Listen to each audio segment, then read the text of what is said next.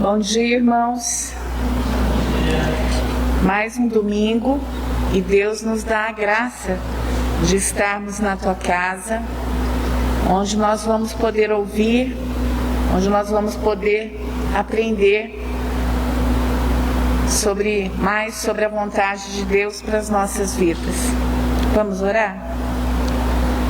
Senhor, nosso Deus, nosso Pai, nós queremos, Senhor, neste momento te agradecer por mais um dia que o Senhor nos concede.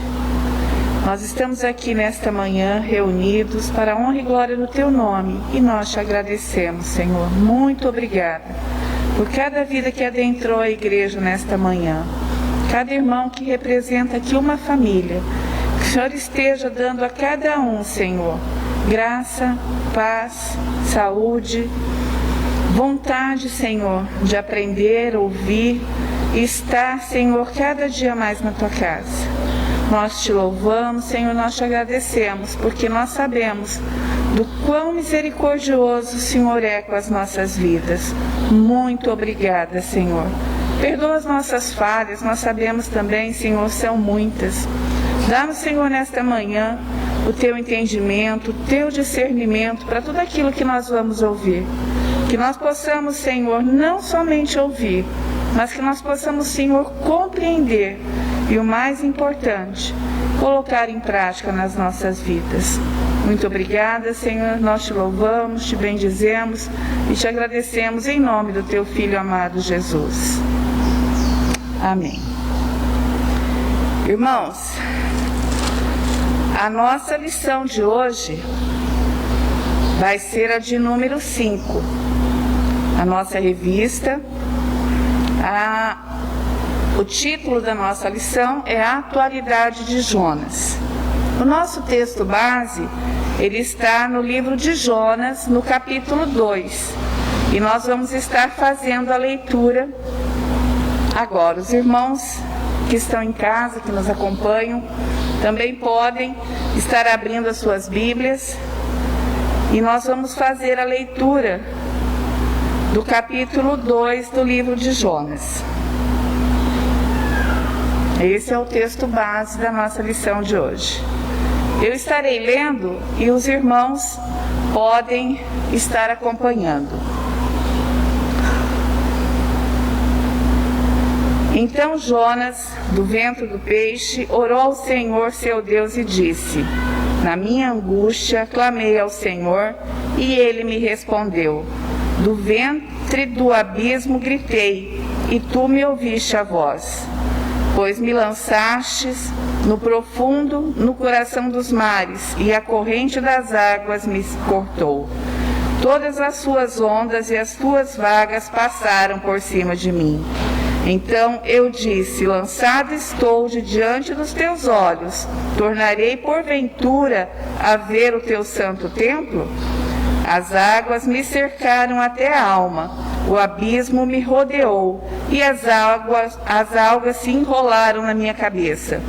Desci até os fundamentos dos montes, desci até a terra, cujos ferrolhos se correram sobre mim para sempre.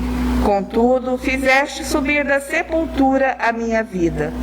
O Senhor meu Deus, ó Senhor meu Deus, quando dentro de mim desfalecia a minha alma, eu me lembrei do Senhor, e subiu a ti a minha oração no seu santo templo. Os que se entregam à idolatria vã abandonam aquele que lhes é misericordioso, mas com a voz do agradecimento eu te oferecerei sacrifício, o que votei pagarei. Ao Senhor pertence a salvação. Falou, pois, o Senhor ao peixe, e esse vomitou a Jonas na terra. Amém? Irmãos, nós vamos agora louvar a Deus. Esse Deus que tem cuidado de nós, que tem guardado as nossas vidas, que tem nos dado a cada dia graça e misericórdia. Eu convido então a Cristiane, ela vai nos dirigir louvor a Deus. Após o louvor, a classe da Cristiane e dos adolescentes poderão se separar e a palavra estará com o pastor que vai nos trazer a lição desta manhã. Vamos louvar a Deus?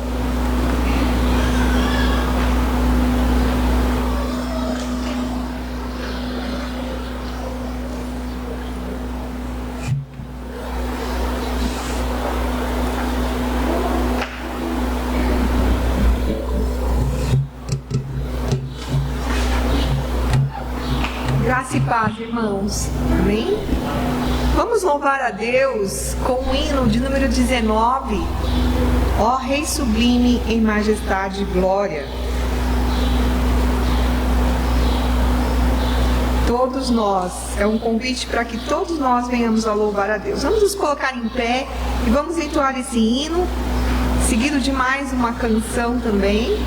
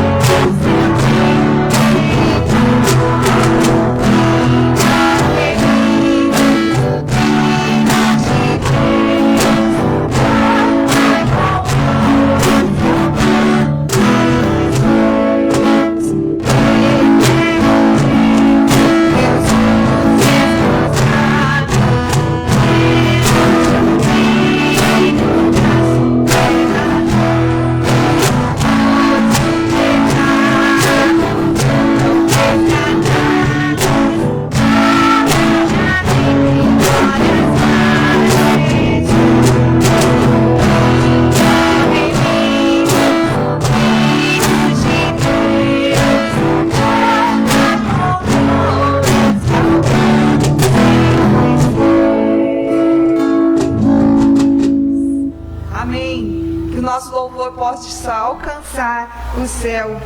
E agora eu convido você a entoar comigo, ajudando o Renan também a carro, né?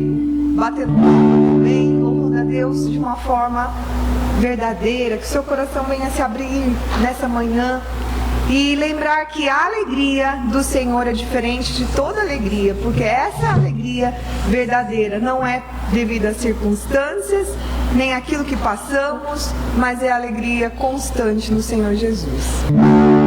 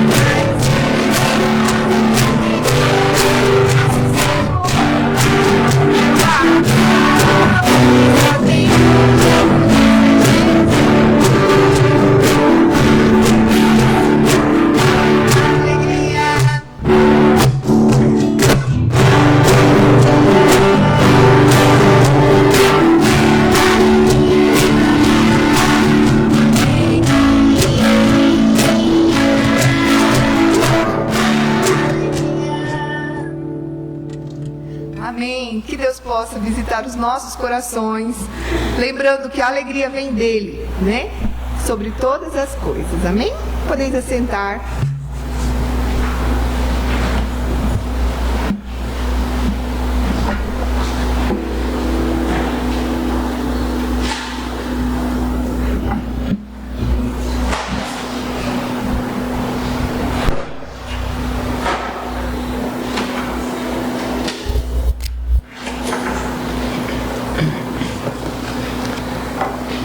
Shalom Adonai a todos, amém? A você que está conosco aqui presencial, a você que está na sua casa online conosco, que Deus abençoe cada um de vocês.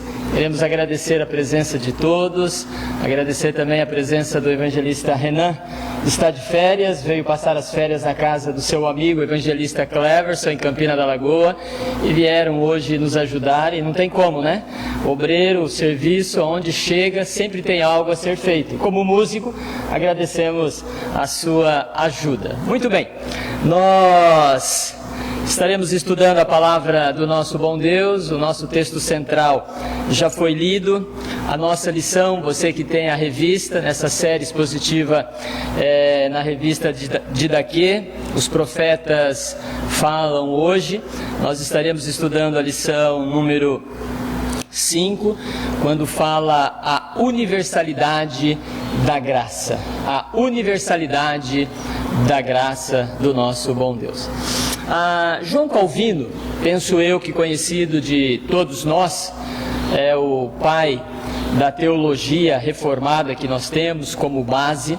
Ele expressou algo muito interessante sobre a graça de Deus. Ele disse o seguinte: Deus não envia ninguém ao inferno. Veja bem, Deus não envia ninguém ao inferno.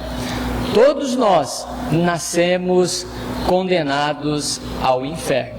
E ele prossegue dizendo: o que Deus faz é tirar alguns deste lugar. Você consegue compreender isso? Deus não envia ninguém ao inferno. Todos nascem condenados ao inferno. O que Deus faz é tirar alguns de lá. E esse agir de Deus, o tirar de lá, é justamente sobre a ideia da universalidade da graça. Graça é isso. É um favor imerecido, é um favor pelo qual nós não tínhamos valor nenhum, mas o amor, a graça de Deus foi lá e nos alcançou. Para entendermos essa ideia da universalidade, porque nos parece que a ideia é que Deus vai salvar o mundo inteiro, ok? Ou seja, Deus, quando enviou seu Filho Jesus na cruz, o objetivo era salvar a todos, independente, todos. Mas quando nós pensamos na graça, nós não entendemos desta forma. Ainda que Jesus tenha morrido por todos, o mundo, a sua graça pode alcançar a todos, em todos os lugares, em todos os cantos, em todas as épocas, mas não significa que a graça de Deus, motivada por Ele mesmo, irá salvar a todos. Você consegue compreender que você foi alvo da graça de Deus Pai Todo-Poderoso? Deus olhou para você e não viu nada de bom em você e nem também em mim. Simplesmente Ele resolveu nos salvar. Talvez aí entre aquela ideia que muitas vezes as pessoas dizem assim, mas João 3,16 afirma dizendo que Deus amou o mundo de tal maneira que deu seu Filho unigênito para que todo aquele que nele crê não pereça. Sim, o amor de Deus, a sua graça abrange o mundo inteiro. Não há lugar na face da terra que a graça de Deus não possa estar. Agora, pensar que essa graça vai salvar a todos, aí é diferente. Porque se a decisão de ser salvo está no ser humano, no homem, na mulher, no jovem e na criança, ele deixa de ser graça, ele se torna um mérito. Ou seja, eu tenho a oportunidade de escolher a Deus quando eu quero, e não é bem assim. É Deus que nos escolhe, é Deus que abre a mente, é Deus que ilumina os olhos, é Deus que aquece o coração.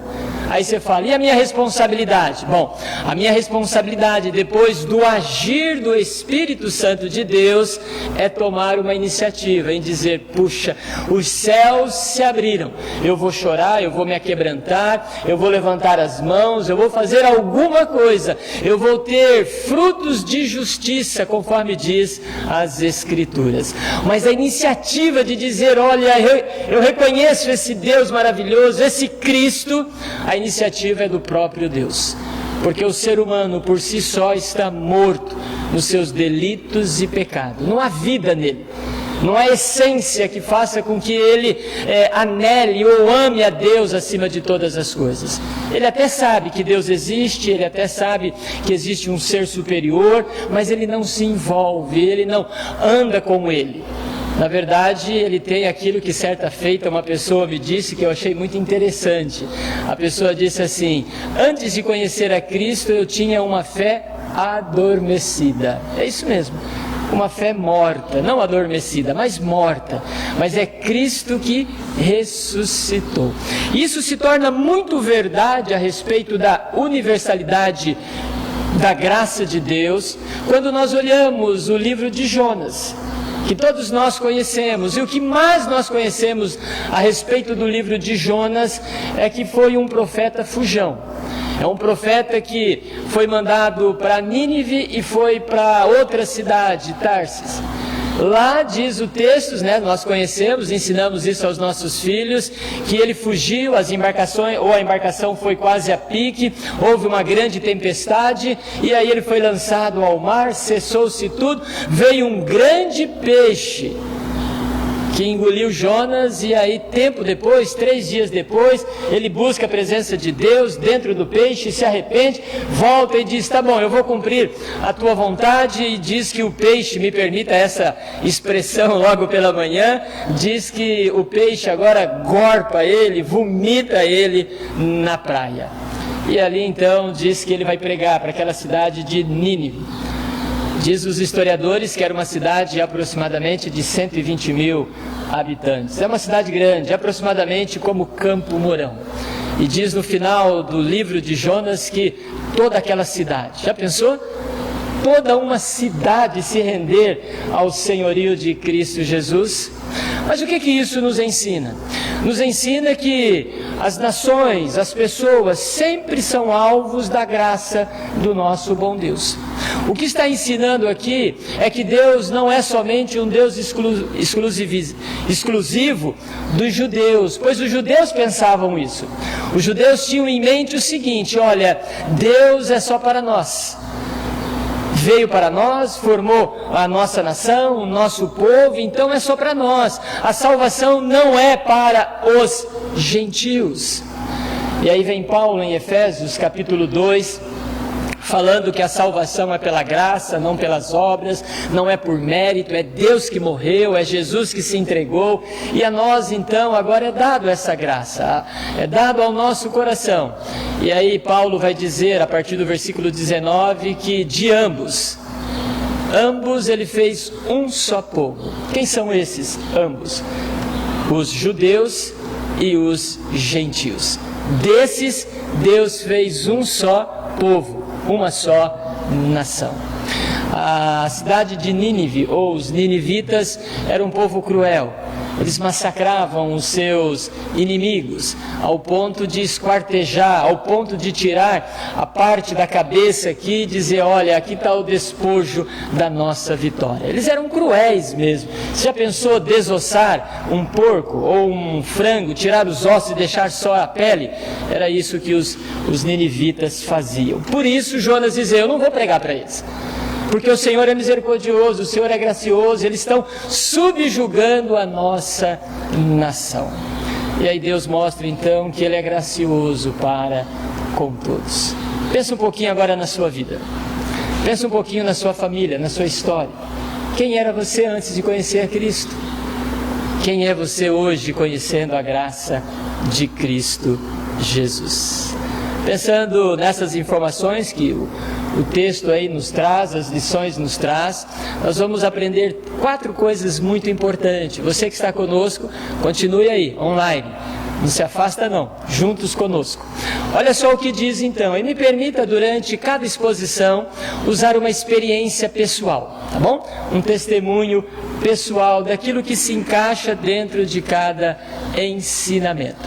A primeira lição que nós temos do profeta Jonas, do seu livro, é: Deus frustra os planos dos desobedientes.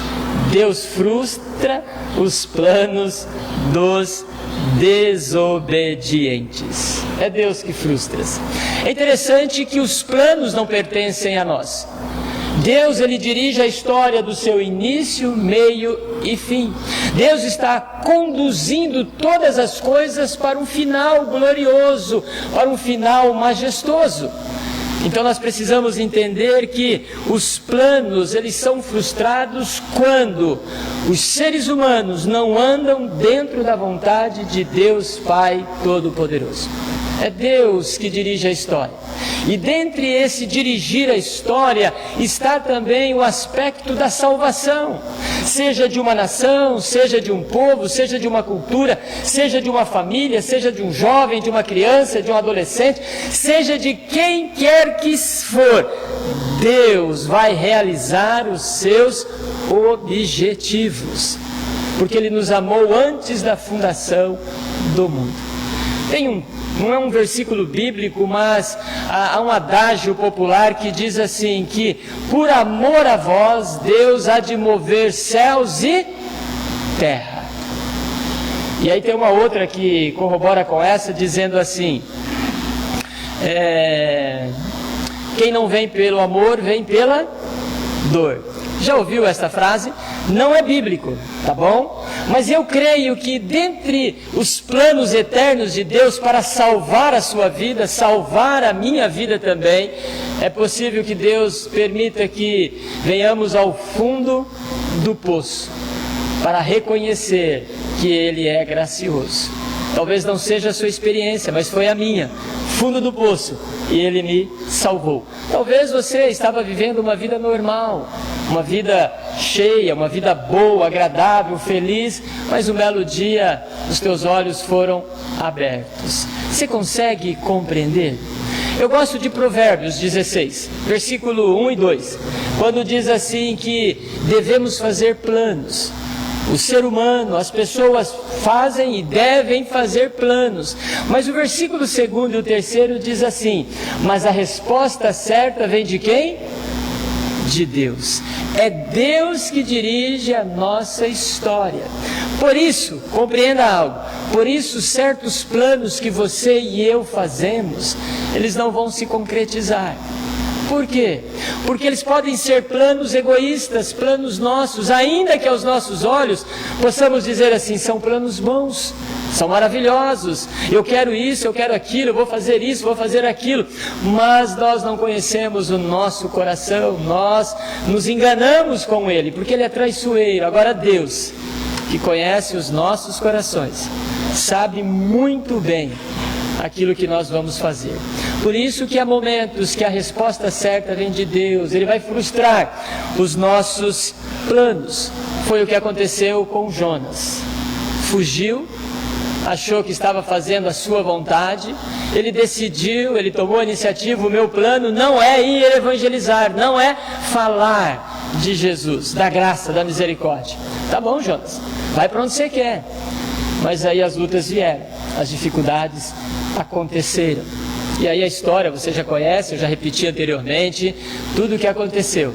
E aí Jonas foi obrigado a reconhecer o plano e a ação desse Deus maravilhoso. Lembram de Jó?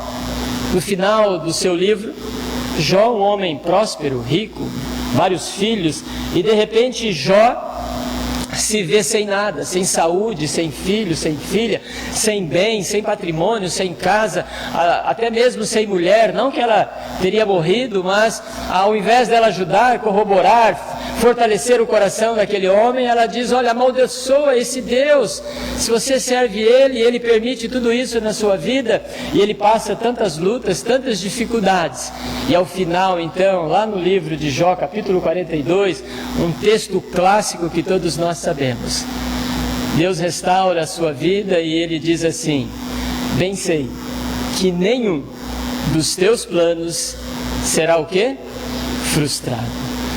Nenhum dos planos de Deus é frustrado.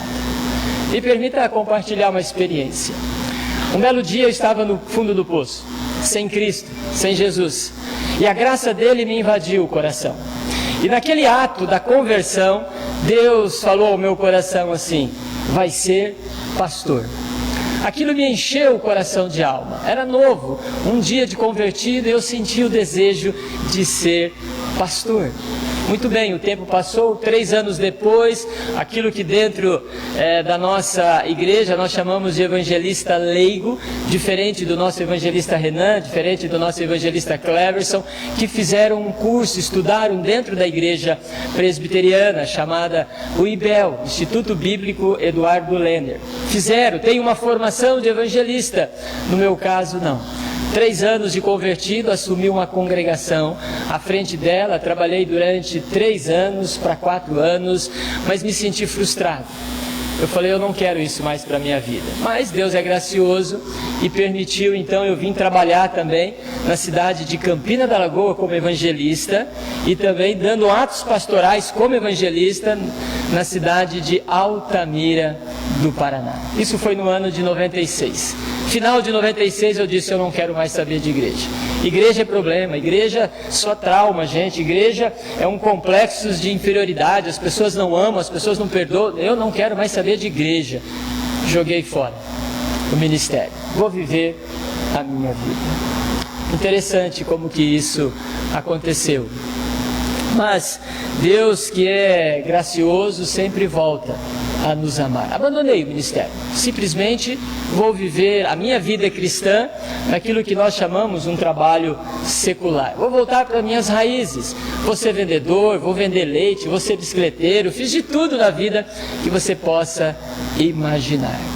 Mas Deus frustra os nossos planos, porque o chamado dele é mais eficaz, é amoroso. Jonas justamente aprendeu isso. Jonas foi desobediente. Eu um dia fui desobediente ao chamado de Deus. Será que você que me ouve nesta manhã presencial, você online que está comigo, será que em algum aspecto da nossa vida cristã nós não nos tornamos também desobedientes aos planos, à vontade de Deus Pai para as nossas vidas? Nós precisamos pensar na nossa vida, porque quando há desobediência do povo, ou individual, ou coletivamente, como igreja, as bênçãos de Deus não chegam a nós, individual, coletivamente, como família. As bênçãos não chegam. Basta você olhar para as Escrituras. Salmo 1:6 vai dizer a respeito: bem-aventurado aquele que não anda no caminho dos escarnecedores, nem se assenta à roda dos pecadores, mas antes tem o seu prazer aonde? Na casa do Senhor. Por isso, muito importante, você e eu mantermos uma vida de oração, de leitura, de comunhão, de congregar, para ouvirmos sempre qual é a boa, perfeita e agradável vontade de Deus. Deus, então, é aquele que tem os seus planos e Ele vai realizar. E realizou justamente com Jonas. A primeira ideia, então, que mostra a respeito de Jonas, e pode mostrar para você, é que Deus frustra os planos dos desobedientes. Mas a segunda lição, se você olhar aí, estiver com a sua revista, você que está em casa também, diz assim: Deus socorre os seus filhos em tempo de crise. Deus socorre os seus filhos em tempo de crise. É interessante, deixe-me abrir um parêntese, que Deus não socorre somente os filhos dele em tempo de crise. Mas Deus também abençoa e socorre aqueles que não são ainda filhos pela fé em Cristo Jesus. Aquilo que a Bíblia chama de gentios. E o socorro aqui é intervenção de Deus, não no sentido da graça especial, mas no sentido da graça comum. Olhem para Mateus capítulo 5, versículo 46. Quando diz o 45 e o 46, quando diz assim que Deus envia a chuva, o sol, tanto para o justo, como também para o injusto. Ou seja, o gentio, aquele que ainda não se rendeu ao senhorio de Cristo Jesus, aquele que não tem o selo, a marca do Espírito Santo, ele é cuidado. Deus providencia os recursos que ele necessita. Mas a grande diferença é que ele vai atribuir estas providências, não a Deus, mas ele vai atribuir e vai agradecer aonde o seu coração está preso. Quer ver só um exemplo? Se vem chuva e ele não conhece a Deus como seu único e suficiente Salvador, ele vai dizer o quê? Vou dizer aqui, São Pedro que mandou a chuva. Você consegue compreender? Se ele tem uma determinada cura de enfermidade, ele vai dizer assim: olha, foi a promessa que eu fiz para tal Deus, tal imagem, tal crença, tal ídolo. Então, o seu agradecimento não é unicamente para Cristo, para Deus, o reconhecimento da história, mas ele vai agradecer àquele Deus e ídolo que está no seu coração. Então, Deus, ele socorre a vida dos seus filhos em tempos de crise. Foi o que aconteceu com Jonas. Jonas estava no peixe há 3 dias. E diz que ali Jonas agora clama a Deus. Pede misericórdia, pede socorro, pede intervenção. E Deus então ouve o seu clamor. Deus cuida de todos, mas do seu povo, preste atenção. Você que tem Jesus no seu coração como único e suficiente Salvador, você que está online conosco nesta manhã, o agir de Deus, ele é o especial, é a graça, é a eternidade, é o socorro de Deus da nossa alma que estava indo ao inferno, mas agora ele nos retirou de lá. Lembram de Colossenses capítulo 1, versículo 13? Quando diz que Deus nos transportou do império das trevas e nos leva agora para onde? Para o reino do Filho do seu amor. Isso é graça. Esse é o socorro que Deus faz em tempos oportunos. Mas Deus não faz somente o socorro em tempos de crise espiritual, mas Ele faz também fisicamente a todos nós. Olha só esse período de pandemia. Eu vou fazer uma pergunta, se você puder levantar a mão, você assim faça. Você está em casa, talvez possa levantar a mão. Quem de nós aqui, em meio a esta pandemia, faltou alguma coisa? Pode levantar a mão. Faltou? Não? Só foi coçar o nariz? Quem de nós, nesse tempo de pandemia, faltou alguma coisa? Faltou aquilo que é necessário para nós.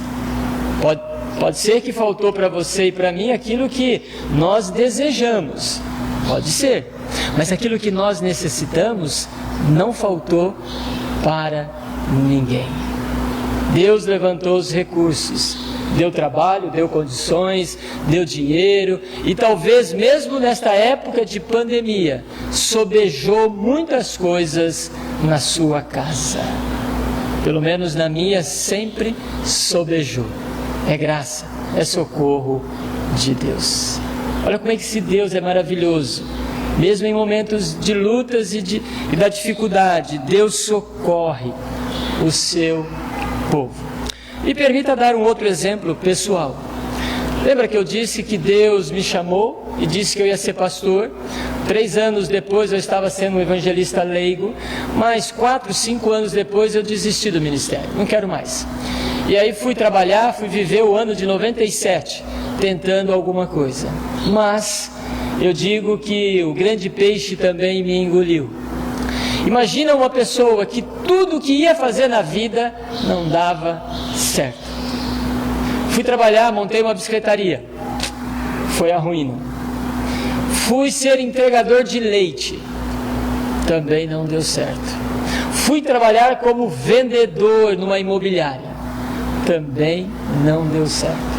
E para complicar, veja bem, ainda precisei morar de favor com as pessoas. Eu precisava receber mês a mês uma cesta de alimento na minha casa. E aquilo me incomodava, aquilo me entristecia. Você consegue compreender que quando nós somos desobedientes à vontade de Deus, Ele nos permite sofrer, permite sim passarmos pelas lutas, mas Ele providencia, Ele vai cuidando de nós, ainda que nós não entendamos o porquê, mas Ele vai cuidando da nossa vida. E foi um período difícil. Foi um período pelo qual eu me perguntava, o que está acontecendo com a minha vida? Eu sou fiel, eu ando com Deus, eu amo a Deus, eu sirvo a Deus, eu vou na igreja, mas o objetivo daquilo que Deus tinha para a minha vida, os planos que Deus tinha, eu estava sendo desobediente. Muitas vezes nós podemos caminhar desta forma, como igreja, como pessoa, como família, como cristão. Nós precisamos aprender a ouvir a voz de Deus e fazer como Isaías, lá no capítulo 6, quando ele pergunta, a quem enviarei? E aí ele diz assim, Isaías, eis-me aqui, envia-me a mim. Irmãos, você sabe o que eu estou dizendo, porque a sua vida ela é pessoal, ela é individual, mas você sabe que há momentos na sua vida em que você se torna desobediente à vontade de Deus. E Deus ele vai tratar com você, Ele vai te ensinar, Ele vai te moldar. Ele vai dizer, olha filho, filha, não é assim, caminhe dessa forma, caminhe desse jeito, olhe para isso, veja aquilo, haja. É a forma de Deus trabalhar no nosso coração. Deus disciplina os seus filhos. A Bíblia fala a respeito desta forma. Então nós precisamos dar ouvidos a esse Deus maravilhoso. Jonas me parece que começou a dar ouvidos à voz de Deus. Mas há uma terceira lição também que o texto nos ensina sobre a história de Jonas, trazendo lições práticas para as nossas vidas. Diz lá, Deus restaura os arrependidos e os usa na sua obra. Deus restaura os arrependidos e os usa na sua obra. É interessante o texto dizer que há uma necessidade do arrependimento. Há uma necessidade do arrependimento. Jonas se arrependeu. 3 dias no peixe, dentro do ventre do peixe, fizeram muito bem para ele. Ele não precisou de um terapeuta, não estou sendo contra quem assim precisa de um terapeuta. Ele não precisou da ajuda de um irmão, também não estou dizendo que nós não precisamos da ajuda de alguém, mas ali serviu de uma reflexão para ele. Ele estava no fundo do peixe? Sim. Estava no fundo do mar? Sim. Ali foi um momento de reflexão. Talvez aí seja uma grande lição para nós. Nós estamos no fundo do poço, nós estamos passando por lutas, por dificuldades, e nos falta um pouco da razão, do raciocínio, de refletir. Gente, o que está acontecendo? Por que isso? Por que disso? Por que daquilo? Aonde, Senhor? Me ajude, traz luz na mente, nos olhos, no coração, para entender a Tua vontade, para tomar as decisões melhores e sábias. O nosso problema é que diante das lutas, nós ficamos irracionais. Nós ficamos irracionais, nós perdemos o controle da emoção, e nós não podemos, como servos do Senhor, porque há lutas que serão, talvez aos teus olhos, aos meus olhos, mais intensas, talvez outras serão mais tranquilas, independente do grau de lutas e dificuldades que tenhamos. Precisamos estar sempre focados em Cristo Jesus, amém? Precisamos olhar sempre para o alvo, que é Deus Pai Todo-Poderoso. Não perca a razão, não perca o raciocínio, não perca a emoção, mantenha-se calmo, porque Deus há de falar ao seu coração. Mas Deus, Ele restaura aqueles que se arrependam. Deixe-me dar um exemplo também de Pedro. Lembram de Pedro? Pedro negou Jesus 5 vezes, é isso? Pedro negou Jesus 5 vezes? Não, não é isso. É isso mesmo, 3 vezes, tá? Você que está em casa, apenas 3 vezes. E as 3 vezes que ele negou Jesus, ele reconheceu que ele estava errado. Mas olha que coisa fantástica. Deus perdoou. Quando diz que na 3ª vez que ele pecou, que ele negou Jesus, diz que Jesus olha para ele. E o olhar de Cristo trouxe um arrependimento ao coração de Pedro. Diz lá em Lucas. É interessante que mesmo Pedro, depois de ter reconhecido que pecou contra Cristo, negando ele 3 vezes, ele não voltou para o seu ministério. Mas Pedro resolveu fazer o quê? Ir pescar. Voltar à sua tradição original de pescador. E lá vai ele pescar. Mas olha como é que Deus é maravilhoso. Deus vai de encontro a Pedro novamente. Isso me ensina que quem vai de encontro a alguém, não é você que vai de encontro a Deus. É Deus que vai de encontro ao ser humano. Porque por nós mesmos, nós não queremos saber de andar, nem servir e nem amar a Deus sobre todas as coisas.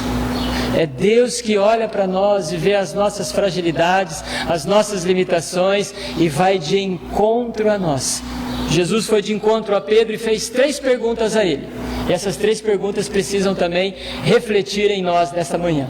Jesus pergunta a Pedro: tu me amas? E aí Pedro diz: sim, tu sabes que eu te amo. E aí Jesus pergunta: tu me amas? E aí Pedro diz assim: sim, Senhor, tu sabes que eu te amo. E aí Jesus, talvez de uma forma mais enfática, pergunta assim: tu me amas? E aí Pedro então teve que se render e dizer: Senhor, tu sabes todas as coisas, tu sabes que eu te amo, que eu sou falho, que eu sou fraco, eu te amo, mas eu preciso da tua graça, da tua bondade, da tua misericórdia. E aí Jesus diz a ele: então você vai pastorear agora as minhas ovelhas. Nesse contexto era do ministério de Pedro. E nós? Quantas vezes nós falhamos diante de Deus e pecamos? E aí temos aquele sentimento que Davi teve lá no Salmo 51, quando ele diz assim: Senhor, não afasta de mim o teu Espírito. Não, ele não fala afasta, ele diz assim: não retires de mim o teu Espírito. Você consegue perceber que quando nós falhamos diante de Deus, eu não estou dizendo o tipo da falha ou do pecado, mas quando nós nos afastamos do caminho de Cristo, nosso coração, ele vai perdendo a sensibilidade, e aí nós começamos a nos sentir inúteis, nós não conseguimos ter no coração mais aquela utilidade para Deus. A gente diz: eu não vou fazer mais, eu não tenho mais vontade, eu não tenho mais coragem, eu não tenho mais isso, eu não tenho mais aquilo. E Deus está dizendo para você assim: olha, tu me amas, você que me ouve nesta manhã, você que está online, você ama Jesus, então volte para o seu lugar, para o seu ministério, para a sua função, para aquilo que Deus chamou você dentro da casa de Deus Pai Todo-Poderoso, porque cada um de nós temos uma missão. Não é hora de jogar a toalha, não é hora de jogar a toalha. Você que me ouve também, onde você está na sua casa, não é hora de jogar a toalha, é hora de voltar para a casa do Pai. Jonas entendeu muito bem a respeito disso. Deus, ele ama, e ele vai de encontro ao pecador. Me permita novamente usar um exemplo pessoal. Eu disse que houve uma conversão, Deus falou que eu ia ser pastor. Eu disse que num determinado momento eu falei: eu não quero mais saber de ser pastor, joguei a toalha, abandonei tudo, vou trabalhar. Mas Deus, que é gracioso, foi fechando as portas, foi mudando, foi colocando dificuldades, e não teve jeito, não teve, até que ao final de 97 eu disse assim: Senhor, se tu queres que eu volte para o ministério, então eu vou voltar ao ministério. Mas eu não quero voltar para o ministério por causa do dinheiro, porque eu estou em dificuldade, estou em crise, estou precisando morar de favor, moro com a sogra. Ai, que coisa terrível, brincadeira, tá? Foi bênção na nossa vida. Eu não quero morar mais de favor, mas eu não quero voltar ao ministério por causa do salário. Eu quero que o Senhor me mostre que é o verdadeiro chamado, e que de fato o Senhor me chamou para ser pastor. Lembro-me que faltando 3 meses para finalizar o ano, vocês sabem que dentro da igreja presbiteriana a mudança, a transição e definições de pastores que permanecem acontece no presbitério.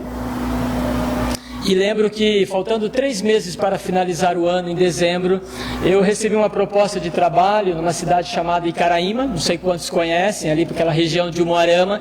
Fui trabalhar com um tio da Cristiane para ser administrador, gerente de finanças, e a partir do 2º mês ele chegou para mim e disse assim: olha, você quer trabalhar conosco definitivamente? Eu falei assim: olha, eu posso até pensar. Nesse interim, então, uma igreja de Cruzeiro do Oeste precisava de um evangelista e o presbitério me chamou novamente para trabalhar. E eu senti então que ali era a vontade de Deus. Mas eu tinha feito um pedido para Deus, que eu não queria voltar para o ministério por causa do salário. Eu queria voltar porque eu amava e era Deus que estava me chamando. Lembro-me que naquela proposta, então eu disse: olha, eu falei que eu queria, mas eu não vou aceitar mais o trabalho, eu vou trabalhar como pastor, né? Falar evangelista, missionário, às vezes muitos não sabem, mas eu vou trabalhar como pastor numa cidade tal, assim. E aí aquele dono da empresa perguntou: quanto que você vai ganhar? Vou falar um valor simbólico. Olha, eu vou ganhar lá 3 salários. Aí ele disse assim: olha, eu vou dar para você 6 salários para você ficar comigo. O que você faria nessa hora? Eu lembrei na hora aquilo que eu havia dito para Deus. Eu falei: Deus, eu não quero voltar por causa do salário, porque eu estou dependendo. Eu quero voltar porque o Senhor é gracioso, misericordioso. E eu disse àquele homem então: olha, eu agradeço, mas Deus me chamou, eu vou ganhar bem menos, mas é o chamado. Você consegue compreender como que Deus age? Como que Ele ama os seus servos? Então os planos de Deus não são frustrados. Deus, Ele traz o socorro no tempo oportuno, mesmo diante das crises, e Deus restaura os arrependidos. E aí eu fui para o ministério, fui trabalhar em Cruzeiro do Oeste, e aí a formação, e nos encontramos hoje como o pastor que vocês conhecem. Mas foi bom passar pelo vale da sombra da morte, porque Deus confirmou o chamado e a vocação. Mas ainda tem a última lição aqui do nosso texto, quando diz assim: Deus exerce misericórdia para com todas as nações. Deus exerce misericórdia para com todas as nações. Esta é a graça da universalidade, ou seja, a graça de Deus não é só para um determinado povo, a graça de Deus é para o mundo. Mas quando Ele fala o mundo, Ele não está dizendo que o mundo inteiro, todas as pessoas, todos os homens, todas as mulheres, todos os jovens serão salvos, mas a graça atinge o mundo inteiro. Lembram daquela parábola do semeador, que saiu a semear, a jogar a palavra de Deus? Diz que uma caiu em terreno rochosos, outras caiu entre espinhos, outra caiu num lugar onde começou a brotar e depois morreu, e diz que algumas caíram no coração, num terreno fértil, e ali germinou e deu frutos de 100 por 100 por 100 e foi multiplicando. A graça de Deus é assim. Ela deve ser anunciada em todos os lugares, em todos os cantos, a todas as pessoas, porque nós não sabemos quem Deus tem salvo desde a eternidade. Eu não sei, eu não conheço os corações, mas eu desejo que todos sejam salvos, mas é só Deus que vai fazer a semente germinar nos corações das pessoas. Muitos vão ouvir, muitos vão conhecer, vão saber do Evangelho, mas a semente jamais irá germinar, porque quem faz germinar a semente é Deus Pai Todo-Poderoso. Era por isso que Jonas não queria pregar em Nínive, porque ele sabia que Deus é misericordioso. Talvez a surpresa dele fosse: eu não esperava que o Senhor salvasse esses 120 mil habitantes de Nínive. Talvez fosse isso a surpresa dele. Mas Deus é soberano, Ele salva quem Ele quer e como deseja. Um texto para você ler depois na sua casa, que não vai dar tempo entre nós aqui, é Romanos, capítulo 9, do versículo 14 ao versículo 18. Coloca aí na sua agenda. Romanos 9, 14 a 18. O autor começa iniciando dizendo assim: haverá injustiça em Deus? Deus se torna injusto, salvando uns e não salvando outros? E aí o próprio autor vai dizer: de forma alguma. porque todos estão no mesmo lugar, todos estão condenados ao inferno, não há ninguém, não há justo sequer, mas Deus prova o seu amor salvando alguns. Então Deus é justo quando Ele salva aqueles que Ele assim deseja. Não há injustiça da parte do nosso bom Deus. Deus salvou a cidade de Nínive, se arrependeram. Diz o texto que eles rasgaram suas vestes, jogaram terras sobre si, que era uma forma do Antigo Testamento de demonstrar o seu arrependimento. Então, Deus é aquele que salva, Deus é aquele que visita qualquer tipo de pessoa. Fazendo uma visita essa semana, uma jovem, convidando ela para vir ao culto, para vir participar da escola dominical, para vir à igreja, ela me disse algo que, assim, no momento eu fiquei assustado, eu não sei qual seria a sua resposta. Aí eu disse, olha, convida seus amigos, você tem alguma amiga que você possa convidar para não ir sozinha ao culto, à igreja? Ela disse, eu tenho. Então, convide essa amiga sua.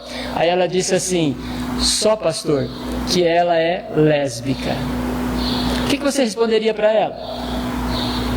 O que você diria para ela? Eu não sei o que você responderia, mas eu disse para ela assim, olha, Jesus ama.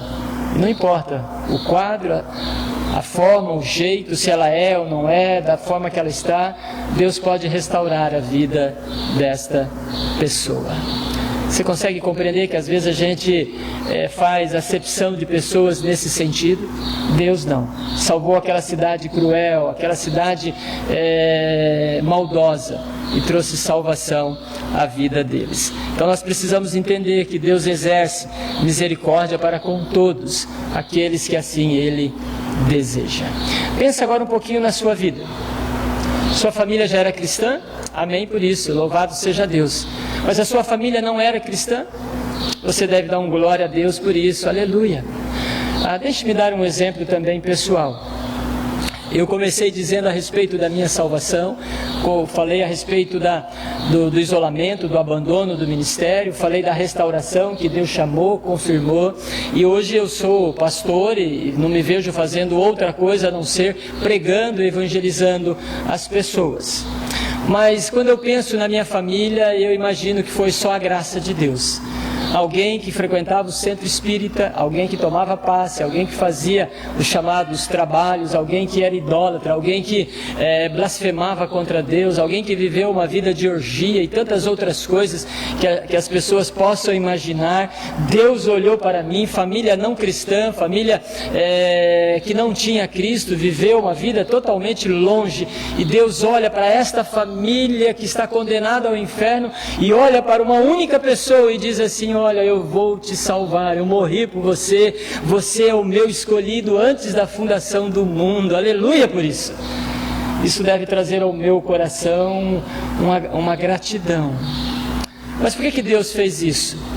Porque a partir da minha vida, como luz e sal, diante da minha família, aos poucos o Evangelho vai chegando. Minha mãe hoje é convertida, se rendeu ao senhorio de Jesus, ainda os meus pais não são, os meus irmãos não são, cunhadas, sobrinhos, amigos ainda não são, mas Deus olhou para mim e disse, olha, você é a luz no meio de trevas, e é isso que nós precisamos fazer. Talvez Deus também esteja fazendo isso com você. Não despreze, você que nasceu num lar cristão, continue sendo luz. Você que é jovem, você que é filho, abrace esse Jesus dos seus pais, caminhe com Ele, abandone o pecado e sirva a esse Deus maravilhoso. Você que, como eu outrora, que a família não era cristã, não era protestante, mas Deus achou graça, salvou você, brilhe Jesus, mantenha a sua fé, mantenha o seu testemunho, faça da graça de Deus ser conhecida onde você está, por meio do seu testemunho e por meio do seu exemplo. Isso serve para você que está online conosco também. É a graça desse Deus maravilhoso. Eu quero concluir dizendo duas coisas ao seu coração. A universalidade da graça de Deus. A primeira coisa que eu preciso deixar ao seu coração é: os planos de Deus são maiores do que os nossos. Precisamos aprender isso. Os planos de Deus, nós precisamos aprender eles e viver dentro dos planos de Deus, se desejarmos sermos felizes. Segunda palavra, anunciemos o Evangelho. Fomos salvos para isso, para pregar o Evangelho, para anunciar as boas novas. Que as lições de Jonas, o testemunho que foi dado nesta manhã, sirva de impulso ao seu coração. Vamos orar? Pai, em nome de Jesus, pedimos a Tua bênção, pedimos o Teu amor, a Tua graça, a graça que salva, a graça que restaura, a graça que traz de volta aqueles que o Senhor ama, Pai.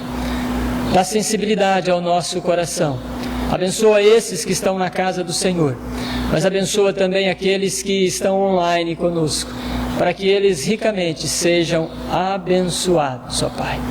Perdoa-nos, ó Deus, quando fugimos da Tua vontade, quando não realizamos aquilo que o Senhor deseja. Fortalece a nossa fé, o nosso amor a Ti. Em nome de Jesus é que nós oramos e agradecemos. Amém e amém. Deus abençoe todos vocês.